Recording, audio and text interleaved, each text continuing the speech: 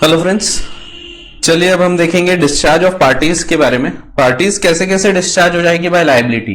तो बहुत ही सिंपल सा टॉपिक है, बहुत जल्दी से, छोटा सा टॉपिक है, जल्दी से खत्म भी हो जाएगा। तो सोच के देखो कैसे कंप्लीट होगी, कैसे डिस्चार्ज होगी एक पार्टी। तो देखो पहला है by payment in due course. अगर एक पार्टी पेमेंट कर देती है इन ड्यू कोर्स, जैसे कि मैं गया एक्सेप्टर के पास, उसने पेमेंट कर दिया। अगर बिल का केस है तो जो भी एक्सेप्टर है उसने पेमेंट किया, नोट का केस है मेकर ने पेमेंट कर दिया, और चेक का केस है तो बैंक ने पेमेंट कर दिया। तो ऐसे केस में जो इंस्ट्रूमेंट है पूरा खत्म हो जाएगा और सबकी सब पार्टीज डिस्चार्ज हो जाएगी। तो वही बताया, तो नेगोशिएबल इंस्ट्रूमेंट डिस्चार्ज हो जाता है by payment in due course. Payment in due course का मतलब क्या है ये देखेंगे। Payment should be made by the party who is primarily liable. The primary liability जिसकी है उसने पे करना चाहिए, जैसे कि in case of bill of exchange acceptor, in case of promissory note maker, in case of cheque drawee bank. The acceptor is primary liable, और जैसे ही वो पेमेंट कर देगा तो ऐसे केस में इट विल गेट डिस्चार्ज। अगर कोई और पार्टी पे करती है तो ऐसे केस में it will not get discharge. Payment must be made to the rightful holder और पोजेसर। तो राइटफुल होल्डर को या पोजेसर को, इवन पोजेसर को किया तो यहां पे डिस्चार्ज हो जाते हैं। क्योंकि समझो मेरे पास एक चेक था, वो चेक किसी ने चोरी कर लिया, अब वो जाके बैंक में प्रेजेंट करेगा तो बैंक को थोड़ी पता है कि चोरी हो रही हुई है। तो ऐसे केस में even if he is not the holder, he is just possessing the instrument, तो ऐसे केस में भी ही विल गेट द पेमेंट। ठीक है, he does not have a right, हम ये नहीं बोल रहे उसको अधिकार है, बट उसको अगर पेमेंट मिल जाएगा तो bank will get discharge by payment in due course and should be in good faith without negligence. एक पॉइंट और है, it should be as per apparent tenor of the instrument. As per the tenor होना चाहिए। तो tenor का क्या मतलब है? टेनर का मतलब है उस पे जो लिखा था बिल पे या नोट पे, तो वो बिल के कॉपी को हम टेनर बोलते हैं। एपेरेंट यानी जो दिख रहा है, जो देख के आपको समझता है, उसको हम बोलते हैं एपेरेंट। ठीक है, तो जैसे कि आप बोल रहे हैं आपने ये एक पेन देखा है, ये एपेरेंट हो गया, तो इसमें लिखा है जो भी, तो ये एपेरेंट का मतलब क्या है? जो देख के समझ रहा है। और टेनर, ठीक है, जैसे आपको एक एग्जांपल याद होगा, मैं आपको फाउंडेशन लेवल पे या सीपीटी लेवल पे जनरली देता था कि जैसे आप समझो ट्रिपल सीट जा रहे हैं बाइक पे विदाउट हेलमेट, 3 जन जा रहे हैं। अब सामने एक व्यक्ति आता है, वो पुलिस वाले के ड्रेस में है, आपने सिग्नल जंप किया, वो आपको हाथ दिखा रहा है रुकने के लिए। तो क्या होता है? तो आपके जो सबसे पीछे बैठा है वो बोलेगा अरे मामू है, भाग भाग भाग। तो मामू है ना पुलिस वाला, तो पुलिस वाला है, भाग। अब वो क्यों बोला उसने पुलिस वाला है? क्योंकि उसके हाव भाव से, उसके कपड़ों से उसको देख के पता लगा। इसको हम बोलते हैं एपेरेंट। एपेरेंट यानी देख के पता लगा। ठीक है, अगर देख के उसको पता लग जाता है तो इसको हम बोलते हैं एपेरेंट। तो यहां पे एपेरेंट टेनर यानी कॉपी। तो जो देख के कॉपी दिख रही है उसके हिसाब से पेमेंट होना चाहिए। उसमें लिखा था 30 तारीख को पेमेंट होगा, तो वो 30 तारीख को पेमेंट होना चाहिए। अगर वो 20 को कर देगा तो he will not get discharge. It is not a payment in due course, it should be as per the apparent tenor. ठीक है, ऐसा है। बाय रिलीज, दूसरा पॉइंट है, रिलीज कर दिया। रिलीज कर दिया तो ऐसे केस में डिस्चार्ज हो जाएगा, सिंपल है।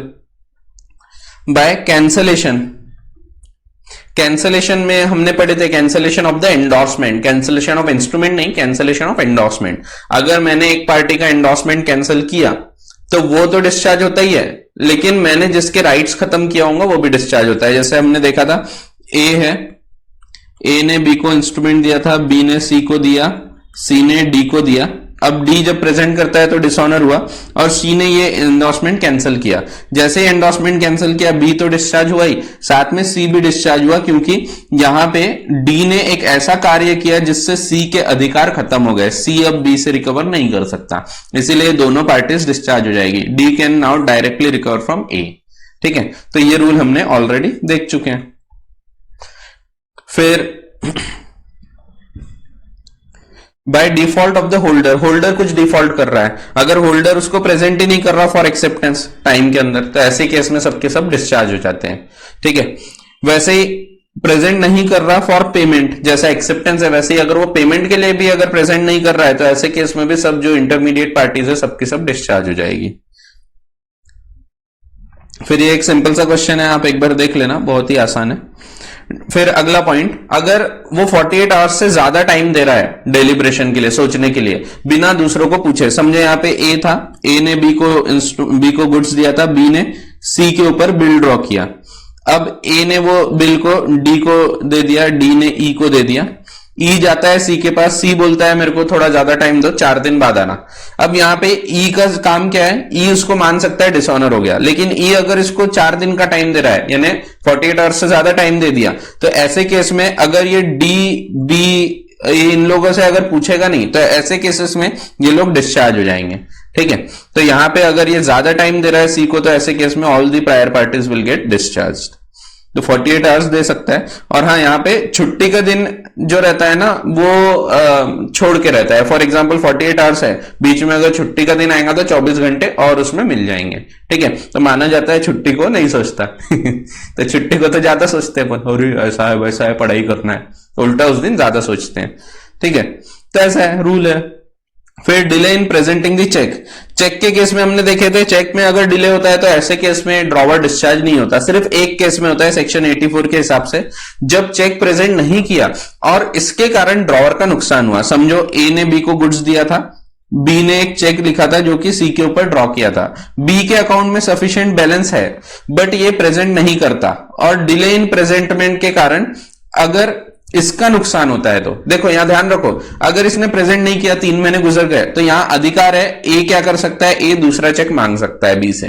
ठीक है, लेकिन यहीं पे अगर इसने प्रेजेंट नहीं किया और इस बीच अगर सी जो है इंसॉल्वेंट हो गया, बैंक जो है वो बैंकरप्ट हो गया बैंक भी बैंकरप्ट होता है, तो बैंक अगर बैंकरप्ट हो गया, तो ऐसे केस में इसके बैंकरप्ट होने से इसको नुकसान होगा, इसके अकाउंट में जो पैसे थे वो डूब जाएंगे। तो ऐसे केस में A will not be able to recover the amount from B. जितना हद तक इसका नुकसान होगा उतने हद तक के ये डिस्चार्ज हो जाता है। ठीक है, तो ये ध्यान रखना। फिर अगला है क्वालिफाइड एक्सेप्टेंस। क्वालिफाइड एक्सेप्टेंस में हमने देखा कंडीशनल एक्सेप्टेंस, उसको पहले वाली पार्टी से पूछना चाहिए। अगर वो नहीं पूछेगा तो ऐसे केसेस में सब पार्टीज डिस्चार्ज हो जाएगी जिनने कंसेंट नहीं किए थे। फिर not sending notice of dishonour, उसको जैसे ही डिसऑनर हुआ तो उसका काम होता है कि वो नोटिस भेजे उन व्यक्तियों को जिनसे वो रिकवरी करना चाहता है। अगर वो नोटिस नहीं भेजेगा तो ऐसे केस में वो लोग डिस्चार्ज हो जाएंगे। तो ये सिंपल से पॉइंट्स है। मेन अब जो पॉइंट है जिसके ऊपर आपको क्वेश्चन आता है वो है मटेरियल ऑल्टरेशन। मटेरियल ऑल्टरेशन से भी इंस्ट्रूमेंट खत्म हो जाता है, निस्तनाबूद हो जाता है, फना हो जाता है, तबाह हो जाता है। तो जैसे ही उसमें मटेरियल ऑल्टरेशन होगा, मटेरियल यानी क्या, जो आप कॉस्टिंग में पढ़ते हैं, लेबर मटेरियल ओवरहेड, नहीं, मटेरियल यानी वो नहीं, मटेरियल यानी जिससे फर्क पड़ता है, जो आप अकाउंट्स में पढ़ते। आपने एक छोटी सी एक पिन थी, वो गुम गई, अकाउंटिंग करेंगे क्या उसकी, लॉस ऑफ पिन 0.001 पैसा करेंगे क्या, तो नहीं। तो छोटी सी चीज है, मटेरियल नहीं है, इट इज इमटेरियल, तो उसको हम इग्नोर करते हैं।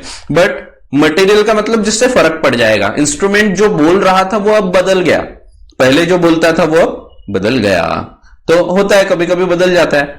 तो देखो इंस्ट्रूमेंट मटेरियल अगर ऑल्टरेशन होगा, उसमें मटेरियल ऑल्टरेशन किसी भी प्रकार से हो गया अगर इंस्ट्रूमेंट में, तो ऐसे केस में क्या होगा, ऐसे केस में इंस्ट्रूमेंट खत्म हो जाता है।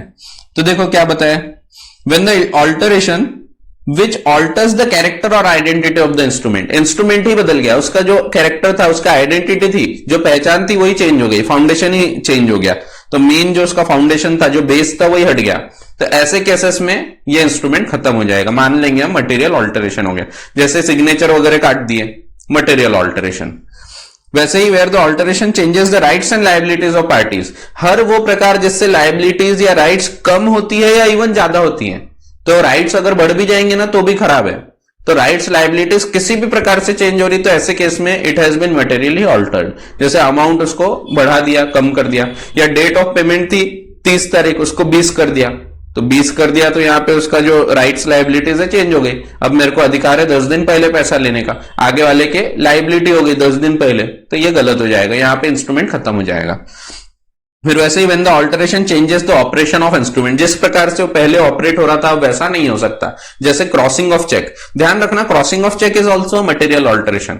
अभी तक अगर क्रॉस नहीं है तो आप नॉर्मली उसको किसी को डिलीवर करके ट्रांसफर कर सकते, बट जैसे ही वो क्रॉस हो जाएगा तो ऐसे केस में अब आप उसको बाय मेयर डिलीवरी ट्रांसफर नहीं कर सकते, आपको उसको एंडोर्स करना, साइन करके फिर डिलीवर करना पड़ेगा, तो it is also material alteration. लेकिन कुछ मटेरियल ऑल्टरेशन परमिटेड है, जैसे ये क्रॉसिंग ऑफ चेक, ये परमिट किया है, तो ऐसे केस में इंस्ट्रूमेंट खत्म नहीं होगा, but it is also material alteration. ठीक है, तो ऐसा ऑल्टरेशन जिससे उसको operation, mode of operation change हो जाएगा, it is also material alteration. ठीक है, तो यही आसान शब्दों में बताया, any change in the instrument which causes it to speak a different language from what it originally spoke, जो शुरू में बोल रहा था वो हट गया, या उसकी आइडेंटिटी कैरेक्टर ही चेंज हो गया, या किसी भी प्रकार से कोई भी राइट्स कम हो गए ज्यादा हो गए, तो ऐसे केस में it will be a material alteration. It makes no difference whether the alteration is beneficial और प्रिजुडिशियल. ठीक है. फिर the following are the material alterations. क्या क्या? ऑल्टरेशन ऑफ डेट, आपने तारीख बदल दिए, तो पहले 20 तारीख थी आपने 10 कर दिए, तो ये मटेरियल ऑल्टरेशन है. सम पेएबल, अमाउंट बदल दिए, 5000 लिखा था आपने 4 कर दिए, 10 कर दिए, तो ये material alteration. Time of payment बदल दिया, material alteration. Place of payment, आपने बोल दिया कि ये जैसे उसमें लिखा था नागपुर में पे होगा, आपने लिख दिया मुंबई में पे होगा, तो ये क्या हो गया? Material alteration. Addition of place of payment, पहले लिखा ही नहीं था, आपने प्लेस ऐड कर दिया, it is a material alteration. Rate of interest change कर दिया, तो ये भी material alteration. Name of party change हो गई, तो material alteration. These alterations vitiate the instrument. Vitiate हो रहे हैं ना, दूषित कर देना, खराब कर देना, खत्म कर देना, निस्तनाबूद कर देना. फिर the following alterations are permitted by the act. ध्यान रखो ये permitted है, ठीक है. Even if it is material, it is permitted. Filling of blanks of incoherent instrument. Incomplete instrument था, blank check दिया गया था, तो blank check में आपने नाम लिख दिया, ब्लैंक चेक में आपने अमाउंट लिख दिया, कुछ भी. ब्लैंक चेक जब भी दिया है उसमें आपने जो प्रकार से दिया था उसको भर दिया, तो ऐसे केस में इट इज वैलिड. ठीक है. Conversion of blank endorsement into endorsement in full, mode of operation change हो जाता. ब्लैंक यानी it could have been transferred by mere delivery, but endorsement in full कर दिया तो ऑर्डर इंस्ट्रूमेंट हो गया. अब उसमें एंडोर्स करके फिर आपको आगे देना पड़ेगा. ठीक है, तो ये सब आपने पढ़ चुके हैं. Alterations made to carry out the common intention, ये परमिटेड है. जैसे कभी कभी होता है कि जैसे नया साल आया, समझो 2020 आया, अब 2020 आ चुका है, लेकिन कई बार ऐसा होता है कि अपन 1 जनवरी 2020 है और आप लिखने के टाइम 19 लिख दोगे, तो यहां पे 19 लिखना आपका एम नहीं था, 20 आ चुका है लेकिन आपने 19 लिख दिया, तो यहां पे 1 साल पुराना इंस्ट्रूमेंट देके मतलब है क्या? तो नहीं, तो इसको चेंज किया, तो यहां पे कॉमन इंटेंशन ही वो था कि 2020 लिखे, लेकिन वो गलती से 19 लिख दिया, तो ऐसे केस में it will be valid even if it is material alteration. ठीक है. और with the consent of all the parties, बाकी लोगों ने अगर कंसेंट किया, चेंज किया था लेकिन सबने वहां साइन कर दिए, तो इट विल बी वैलिड. फिर making qualified acceptance, conditional acceptance, ये भी वैलिड रहेगा, इससे इंस्ट्रूमेंट पूरी तरह खत्म नहीं होगा. हाँ, अगर वो होल्डर चाहे तो वो उसको डिसऑनर मान सकता है. Crossing of a bearer cheque, it is also material alteration. तो इस पे क्वेश्चंस आते हैं आपको. तो पहले तो देखो ऐसा क्वेश्चन आएगा कि मटेरियल ऑल्टरेशन है या नहीं, अगर वो आया तो आपको ये आइडेंटिफाई करना है. कभी ऐसा आएगा कि ये इंस्ट्रूमेंट वैलिड है कि खत्म हो गया, तो वहां पे आपको वो पूरा लिखना पड़ेगा, मटेरियल ऑल्टरेशन है लेकिन इंस्ट्रूमेंट वैलिड है, या मटेरियल ऑल्टरेशन है और इंस्ट्रूमेंट खत्म हो गया. तो अगर ये जो यहां बताई गई चीजें हैं, अगर इनमें से कुछ होगा तो ऐसे केस में इंस्ट्रूमेंट खत्म नहीं होगा even if it is material alteration. तो आपको आंसर में ही लिखना पड़ेगा कि जैसे क्रॉसिंग ऑफ चेक है, yes it is a material alteration but it does not vitiate the instrument, instrument is still valid because it has been permitted by the act. तो आपको इस प्रकार से इसमें लिखना पड़ेगा. देखो इफेक्ट ऑफ मटेरियल ऑल्टरेशन, पहला तो वही बोला है, इट बिकम्स वॉइड, वॉइड कर देता है वो, इसमें कोई भी व्यक्ति एक दूसरे से क्लेम नहीं कर सकेगा. फिर a material alteration renders the negotiable instruments void, discharges all the prior parties, ये सिंपल है जिन्हें कंसेंट नहीं किया. फिर sometimes the instrument has been material altered but it does not appear to have been so altered. In such cases the liable party, if the liable party makes payment in due course he will get discharge. अब ये simple points है, आपको simple directly questions पे आ जाते हैं, देखते हैं. तो holder of a bill inserts the word और ऑर्डर इन द बिल. और ऑर्डर नहीं लिखा था, पे टू ए लिखा था, उसने लिख दिया और ऑर्डर. क्या ये फर्क पड़ गया इससे? नहीं, मैंने आपको पहले ही बताया था कि इससे कोई फर्क नहीं पड़ता. और ऑर्डर नहीं भी लिखा है तो इट इज ऑलवेज डीम्ड. ठीक है, तो ऐसे केस में it is not a material alteration. फिर the holder of a bearer cheque converts it into account pay, तो yes it is a material alteration but ये भी लिखना पड़ेगा कि it does not discharge any party, क्योंकि it has been authorised और permitted by the act. फिर a bill payable to X is converted into bill payable to X and Y, so yes it is a material alteration and it makes the instrument void. फिर state with reasons whether the following shall be material alteration. देखो दोनों पूछा है and invalidate the instrument, तो आपको दोनों लिखना है, material है या नहीं और फिर ये लिखना है invalid हुआ या नहीं.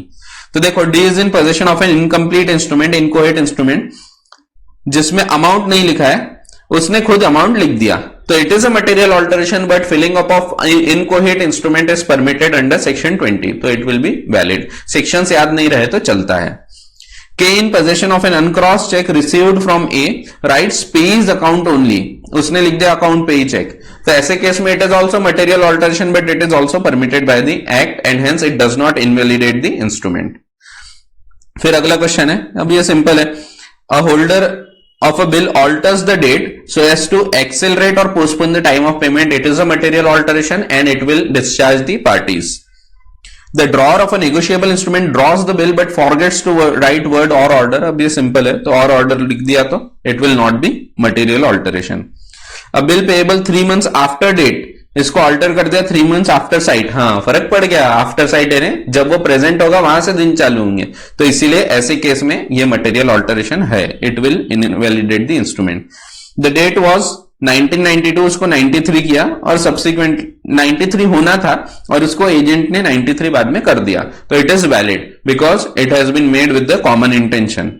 ठीक है, फिर एक और दिया है, a bill accepted payable at Union Bank, the holder without the consent of acceptor scores out the name of Union Bank and inserts the name of Syndicate Bank, दूसरा नाम लिख दिया उसने, तो मटेरियल ऑल्टरेशन। ठीक है, और इंस्ट्रूमेंट वॉइड हो जाएगा। अब यहां इसने पूछा ही नहीं है कि मटेरियल है या नहीं, इसने सीधा पूछा है वॉइड होगा या नहीं, तो ये भी ध्यान रखना है, क्या पूछा है वो लिखना है आपको। ठीक है, state with reasons with the following are material, अब ये सिंपल है, एक्सेलरेट और प्रीपोन द पेमेंट, तो मटेरियल ऑल्टरेशन होगा, और ऑर्डर नहीं लिखा उसने लिख दिया था तो कोई फर्क नहीं पड़ता। ये वाला देख लो, एक A issues an open bearer check of 10,000 in favor of B, who strikes out the word bearer and puts crossing across the check. Check is thereafter negotiated to C and then D. When it is finally presented to D by D's banker, D के bank में जमा किया उसने, वहां पे उसने बोल दिया पेमेंट काउंटर मैंडेड, यानी ए ने बोल दिया था बैंकों की पेमेंट मत करो। जब उसको नोटिस भेजा गया तो ए बोलता है कि भाई देखो इसमें मटेरियल ऑल्टरेशन था इसलिए मैं जिम्मेदार नहीं था, तो क्या वो सही बोल रहा है? तो आंसर है नहीं, क्योंकि ये परमिटेड था। तो ऐसे केस में it will not be treated as it is, even if it is material alteration it will not invalidate the instrument, A was liable. ठीक है, अब ये 138 भी बनता है। अब 138 की क्या केस बनती है वो अपन अगले इसमें देखने ही वाले हैं, डिसऑनर में। तो अगले क्लास में हम चालू करेंगे डिसऑनर ऑफ इंस्ट्रूमेंट, और इसी के साथ साथ हम देखेंगे फिर डिसऑनर ऑफ चेक, तो सेक्शन 138। चलिए, थैंक यू।